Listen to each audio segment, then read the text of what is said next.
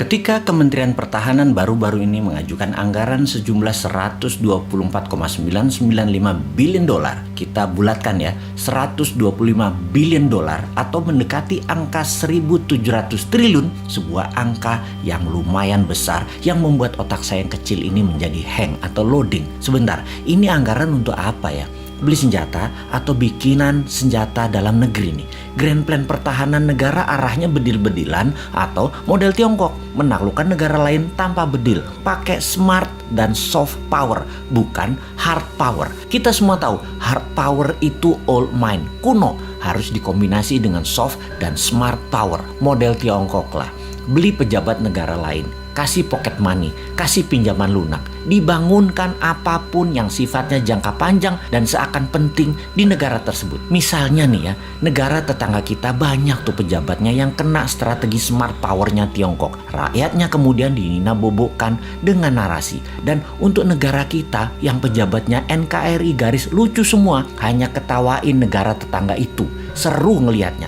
Bener deh, kasihan anak cucu negara tetangga itu nantinya ketika tidak ada narasi yang bisa dibangun untuk bisa menahan kebenaran kelak. Kembali ke anggaran maha besar. Ketika kita mengetahui bahwa anggaran militer itu ternyata pakai hutangan, ini membuat lemes generasi new mind. Lah nanti yang bayar siapa? Ini multi years loh nyicil hutangannya. Bener deh, ini harus dipertanyakan bukan hanya Kofadis Departemen Pertahanan, juga pertanyakan mau bangun militer 1.700 triliun dengan ngutang segede APBN Indonesia dalam 1 tahun itu, kita baliknya dapat apa? Sekarang aja utangnya sudah 6.500 triliun, ditambah BUMN yang minusnya banyak, PLN minus, KAI minus, Garuda minus, serta banyak lagi yang angkanya bikin gemeter new mind. Kalau old mind sih nggak gemeter, karena memang mindsetnya bisanya ngutang. Biasa itu ngutang bagi mereka. Oke, kita yang bodoh ini mau nanya, ini arah militer Indonesia mau kemana ya? Kita tanya, anggap semuanya buat beli alat utama sistem pertahanan, alutsista. Ini kita mau defense, mau bertahan atas serangan dari negara mana? Apa bentuk serangannya mereka emangnya? Sehingga beli penangkisnya apa? Oh oke, kita mungkin mau menyerang. Mau menyerang siapa? Wilayah mana yang mau diserang?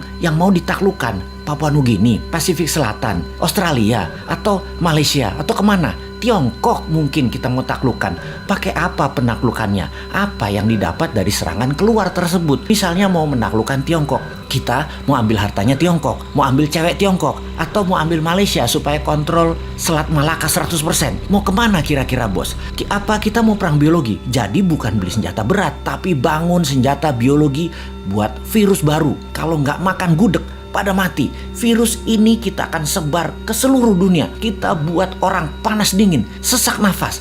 Tapi begitu makan gudeg, sembuh. Kita siapkan gudegnya. Agen-agen di seluruh dunia, negaranya kita kendalikan. BPOM di negara lain kita mainkan agar gudeg lulus BPOM mereka. Dan makanan lain yang mirip-mirip gudeg gak dapat izin BPOM di negara lain tersebut. Kemudian kita sebar lagi virus lainnya lagi, yang obat penangkalnya rawon. Kemudian virus yang obat penangkalnya empek-empek, nasi padang, dan lain sebagainya. Nah, kalau perangnya begini saya dukung dah. Atau kita beli HARPS. Kita ubah cuaca, kita bikin Papua ada salju agar Indonesia ada 4 musim di Indonesia bagian timur. Di Maluku, Nusa Tenggara, Papua ada salju. Bayangkan di Maluku dan Nusa Tenggara ada salju, ada pantai.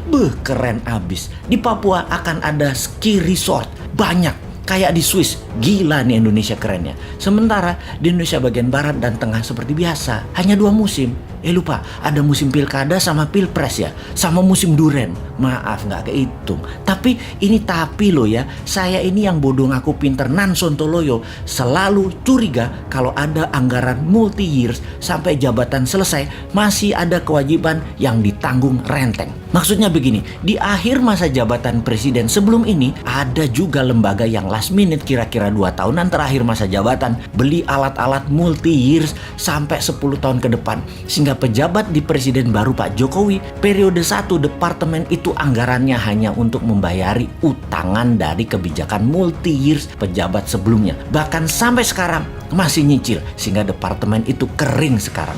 Ini ngebayang aja, kalau kita beli barang dari luar negeri, komisinya di luar negeri loh ya. Komisi selalu didapat dari penjual kan. Dan jarang loh penjual nggak ngasih uang tali kasih, itu jarang. Jadi si pejabat periode lalu beli-beli dalam jumlah besar, komisinya di muka dong ya. Gede banget dong komisinya karena dealsnya multi years. Lumayan, namanya juga udah akhir masa jabatan. Mulai paham kenapa si Sontoloyo ini berkerut kening urusan anggaran besar multi years yang ditanggung renteng sampai pejabat berikut-berikutnya. Ya, mudah-mudahan analisa si Bosman ini salah lagi. Karena kayaknya amanah kok pejabatnya. Calon presiden kemudian kok.